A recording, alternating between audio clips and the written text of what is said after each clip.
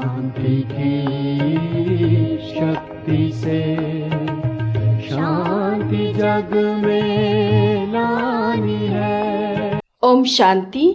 आज की मुरली है 5 नवंबर 2025 की। मीठे बच्चे, यह सारी दुनिया रोगियों की बड़ी हॉस्पिटल है। बाबा आए हैं सारी दुनिया को निरोगी बनाने। प्रश्न, कौन सी स्मृति रहे तो कभी भी मुरझाइश व दुख की लहर नहीं आ सकती है? उत्तर, अभी हम इस पुरानी दुनिया, पुराने शरीर को छोड़ घर में जाएंगे, फिर नई दुनिया में पुनर्जन्म लेंगे। हम अभी राजयोग सीख रहे हैं राजाई में जाने के लिए। बाप हम बच्चों के लिए रूहानी राजस्थान स्थापन कर रहे हैं। यही स्मृति रहे तो दुख की लहर नहीं आ सकती। गीत, तुम्हें हो माता तुम ही हो पिता। ओम शांति। गीत कोई तुम बच्चों के लिए नहीं है, नए नए को समझाने के लिए है। ऐसे भी नहीं कि यहाँ सब समझदार ही हैं, नहीं, बेसमझ को समझदार बनाया जाता है।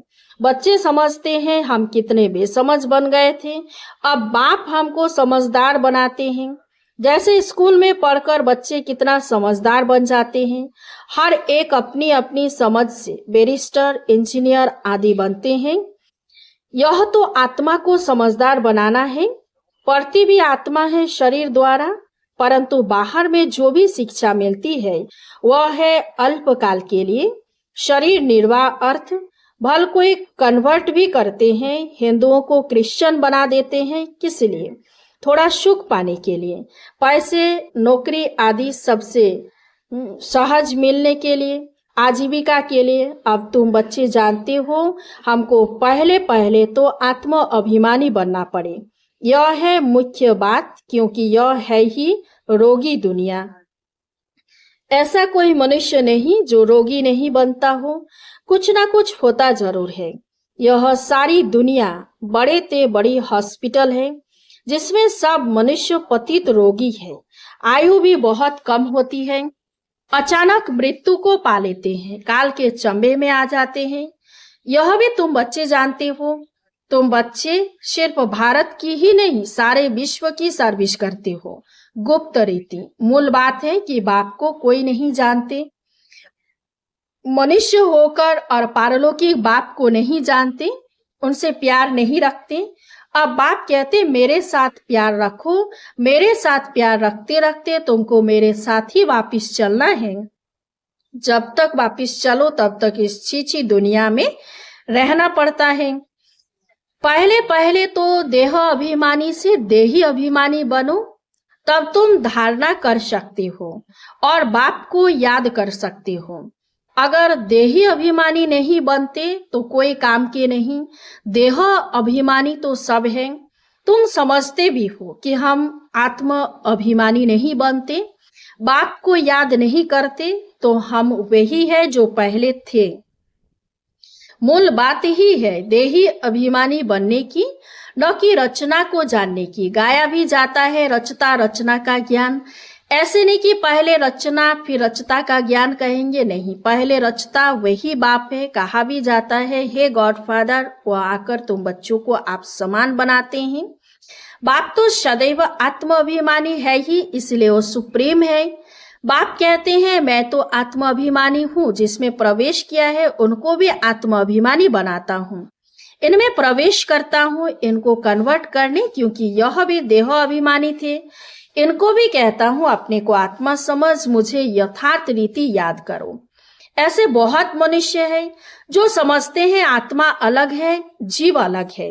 आत्मा देह से निकल जाती है तो दो चीज हुई ना, बाप समझाते तुम आत्मा हो, आत्मा ही पुनर्जन्म लेती है, आत्मा ही शरीर लेकर पार्ट बजाती है। बाबा बार बार समझाते हैं कि अपने को आत्मा समझो, इसमें बड़ी मेहनत चाहिए। जैसे स्टूडेंट पढ़ने के लिए एकांत में बगीचे आदि में जाकर पढ़ते हैं, पादरी लोग भी घूमने जाते हैं तो एकदम शांत रहते हैं। वह कोई आत्म अभिमानी नहीं रहते, क्राइस्ट की याद में रहते हैं। घर में रहकर भी याद तो कर सकते हैं, परंतु खास एकांत में जाते हैं क्राइस्ट को याद करने और कोई तरफ देखते भी नहीं। जो अच्छे अच्छे होते हैं समझते हैं हम क्राइस्ट को याद करते करते उनके पास चले जाएंगे। क्राइस्ट हेवन में बैठा है, हम भी हेवन में चले जाएंगे। यह भी समझते हैं क्राइस्ट हेवनली गॉड फादर के पास गया, हम भी याद करते करते उनके पास जाएंगे। सब क्रिश्चियन उस एक के बच्चे ठहरे, उनमें कुछ ज्ञान नहीं, कुछ ज्ञान ठीक है, लेकिन क्राइस्ट की आत्मा तो ऊपर गई ही नहीं। क्राइस्ट नाम तो शरीर का है जिसको फांसी पर चढ़ाया, आत्मा तो फांसी पर नहीं चढ़ती है। अब क्राइस्ट की आत्मा गॉड फादर के पास गई, यह कहना भी रॉन्ग हो जाता है। वापिस कोई कैसे जाएंगे? हर एक को स्थापना फिर पालना जरूर करनी होती है। मकान को पोताई आदि कराई जाती है, यह भी पालना है ना। अब बेहद के बाप को तुम याद करो। यह नॉलेज बेहद के बाप के सिवाय कोई दे न सके। अपना ही कल्याण करना है, रोगी से निरोगी बनना है। यह रोगियों की बड़ी हॉस्पिटल है, सारे विश्व रोगियों की हॉस्पिटल है। रोगी जरूर जल्दी मर जाएंगे, बाप आकर इस सारे विश्व को निरोगी बनाते हैं। ऐसे नहीं कि यहाँ ही निरोगी बनेंगे। बाप कहते हैं निरोगी होते ही हैं नई दुनिया में, पुरानी दुनिया में निरोगी हो न सके। यह लक्ष्मी नारायण निरोगी एवर हेल्दी है, वहाँ आयु भी बड़ी होती है। रोगी विशेष होते हैं, बाइसलेस रोगी नहीं होते। वह है ही संपूर्ण निर्विकारी। बाप खुद कहते हैं इस समय सारी विश्व खास भारत रोगी है। तुम बच्चे पहले पहले निरोगी दुनिया में आते हो, निरोगी बनते हो याद की यात्रा से। याद से तुम चले जाएंगे अपने स्वीट होम। यह भी एक यात्रा है, आत्मा की यात्रा है, बाप परमात्मा के पास जाने की। यह है स्पिरिचुअल यात्रा। यह अक्षर कोई समझ नहीं सकेंगे। तुम भी नंबरवार जानते हो परंतु भूल जाते हो। मूल बात है यह। समझाना भी बहुत सहज है, परंतु समझाए वह जो खुद भी रूहानी यात्रा पर हो। खुद होगा नहीं, दूसरे को बताएंगे तो तीर नहीं लगेगा।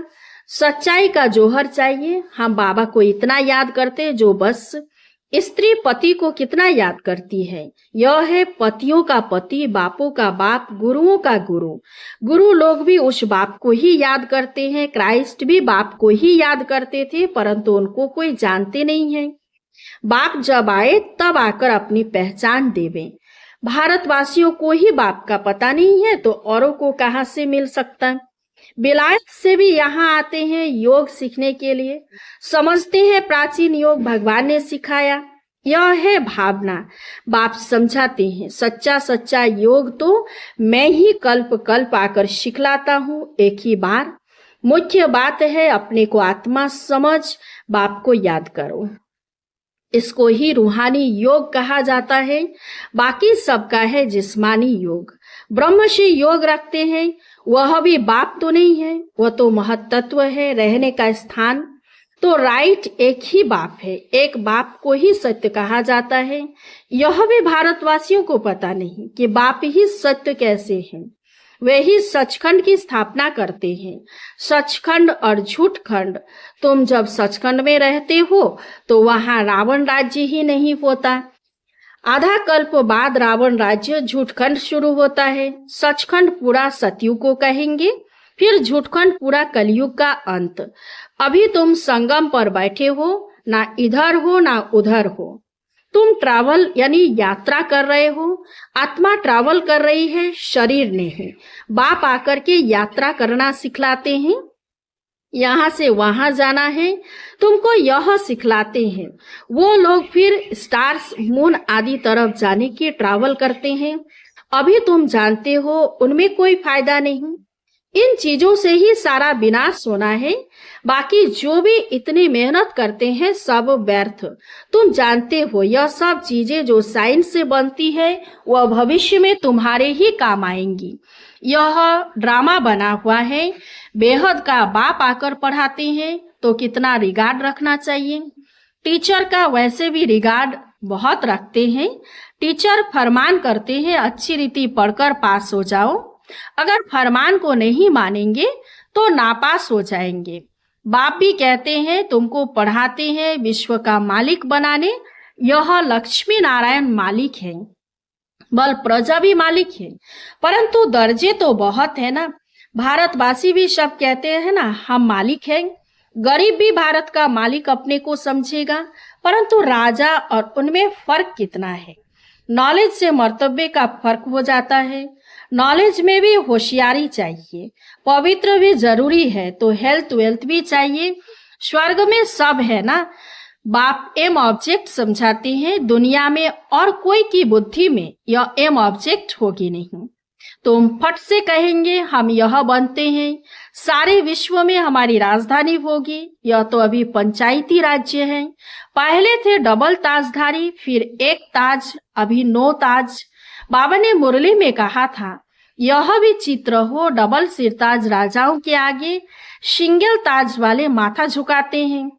अभी बाप कहते हैं मैं तुमको राजाओं का राजा डबल सिरताज बनाता हूँ। वह है अल्पकाल के लिए, यह है 21 जन्मों की बात। पहली मुख्य बात है पावन बनने की। बुलाते भी है कि आकर पतित से पावन बनाओ, ऐसे नहीं कहते कि राजा बनाओ। अभी तुम बच्चों का है बेहद का सन्यास, इस दुनिया से ही चले जाएंगे अपने घर, फिर हेवन में आएंगे। अंदर में खुशी रहनी चाहिए, जबकि समझते हैं हम घर जाएंगे, फिर राजाई में आएंगे, फिर मोरझाई। इस दुख आदि और सब क्यों होना चाहिए। हम आत्मा घर जाएंगी, फिर पुनर्जन्म नई दुनिया में लेंगी। बच्चों को स्थायी खुशी क्यों नहीं रहती है। माया का ऑपोजिशन बहुत है, इसलिए खुशी कम हो जाती है। पतित पावन खुद कहते हैं मुझे याद करो तो तुम्हारे जन्म जन्मांतर के पाप भस्म हो जाएंगे। तुम स्वदर्शन चक्रधारी बनते हो, जानते हो। फिर हम अपने राजस्थान में चले जाएंगे। यहाँ भिन्न भिन्न प्रकार के राजाएं हुए हैं, अब फिर रूहानी राजस्थान बनना है। स्वर्ग के मालिक बन जाएंगे। क्रिश्चियन लोग हेवन का अर्थ नहीं समझते हैं, वह मुक्ति धाम को हेवन कह देते हैं। ऐसे नहीं कि हेवनली गॉडफादर कोई हेवन में रहते हैं, वह तो रहते ही है शांति धाम में। अभी तुम पुरुषार्थ करते हो पैराडाइज में जाने के लिए, यह फर्क बताना है। गॉडफादर है मुक्ति धाम में रहने वाला, हेवन नई दुनिया को कहा जाता है। फादर ही आकर पैराडाइज स्थापन करते हैं। तुम जिसको शांति धाम कहते हो उनको वो लोग हेवन समझते हैं। यह सब समझने की बातें हैं। बाप कहते हैं नॉलेज तो बहुत सहज है, यह है पवित्र बनने की नॉलेज, मुक्ति जीवन मुक्ति में जाने की नॉलेज, जो बाप ही दे सकते हैं। जब किसी को फांसी दी जाती है तो अंदर में यही रहता हम भगवान के पास जाते हैं। फांसी देने वाले भी कहते गॉड को याद करो।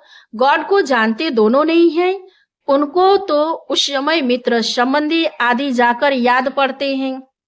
गायन भी है, अंतकाल जो स्त्री सिमरे, कोई ना कोई याद जरूर रहता है। सतयुग में ही मोहजित रहते हैं, वहां जानते हैं एक खाल छोड़ दूसरी ले लेंगे, वहां याद करने की दरकार नहीं। इसीलिए कहते हैं दुख में सिमरन सब करें। यहाँ दुख है इसलिए याद करते हैं भगवान से कुछ मिले, वहां तो सब कुछ मिला ही हुआ है। तुम कह सकते हो हमारा उद्देश्य है मनुष्य को आस्तिक बनाना, धनी का बनाना। अभी सब निधन के हैं, हम धन का बनते हैं। सुख शांति संपत्ति का वर्षा देने वाला बाप ही है। इन लक्ष्मी नारायण की कितनी बड़ी आयु थी यह भी जानते हैं। भारतवासियों की पहले पहले आयु बहुत बड़ी रहती थी, अब छोटी है। क्यों छोटी हुई है यह कोई भी नहीं जानते। तुम्हारे लिए तो बहुत सहज हो गया है समझना और समझाना। शोभी नंबरवार है, समझानी हर एक की अपनी अपनी है। जो जैसी धारणा करते हैं ऐसे समझाते हैं। अच्छा, मीठे मीठे सिकेलधे बच्चों प्रति माता पिता बाप दादा का याद प्यार और गुड मॉर्निंग। रूहानी बाप की रूहानी बच्चों को नमस्ते। हम सब रूहानी बच्चों की रूहानी बाप दादा को याद प्यार और गुड मॉर्निंग, नमस्ते नमस्ते नमस्ते। धारणा के लिए मुख्य सार 1 नंबर, जैसे बाप सदैव आत्म अभिमानी है, ऐसे आत्म अभिमानी रहने का पूरा पूरा पुरुषार्थ करना है। एक बाप को दिल से प्यार करते करते बाप के साथ घर चलना है। 2 नंबर, बेहद के बाप का पूरा पूरा रिगार्ड रखना है, अर्थात बाप के फरमान पर चलना है। बाप का पहला फरमान है, बच्चे अच्छी रीति पढ़कर पास हो जाओ, इस फरमान को पालन करना है। वरदान, शक्तिशाली सेवा द्वारा निर्बल में बल भरने वाले सच्चे सेवाधारी भव। सच्चे सेवाधारी की वास्तविक विशेषता है निर्बल में बल भरने के निमित्त बनना। सेवा तो सभी करते, लेकिन सफलता में जो अंतर दिखाई देता है उसका कारण है सेवा के साधनों में शक्ति की कमी। जैसे तलवार में अगर जोहर नहीं तो वो तलवार का काम नहीं करती, ऐसे सेवा के साधनों में यदि याद की शक्ति का जोहर नहीं तो सफलता नहीं। इसलिए शक्तिशाली सेवाधारी बनो, निर्बल में बल भरकर क्वालिटी वाली आत्माएं निकालो, तब कहेंगे सच्चे सेवाधारी। स्लोगन, हर परिस्थिति को उड़ती कला का साधन समझकर सदा उड़ते रहो। अव्यक्त इशारे अशरीरी व विदेही स्थिति का अभ्यास बढ़ाओ। वैसे अशरीरी होना सहज है, लेकिन जिस समय कोई बात सामने हो, कोई सर्विस के झंझट सामने हो, कोई हलचल में लाने वाली परिस्थितियां हो, ऐसे समय में सोचा और अशरीरी हो जाए, इसके लिए बहुत समय का अभ्यास चाहिए। सोचना और करना साथ साथ चले, तब अंतिम पेपर में पास हो सकेंगे। अच्छा, ओम शांति। इस चैनल को सब्सक्राइब कीजिए, लाइक कीजिए, कमेंट कीजिए और शेयर कीजिए। शांति की शक्ति से शांति जग में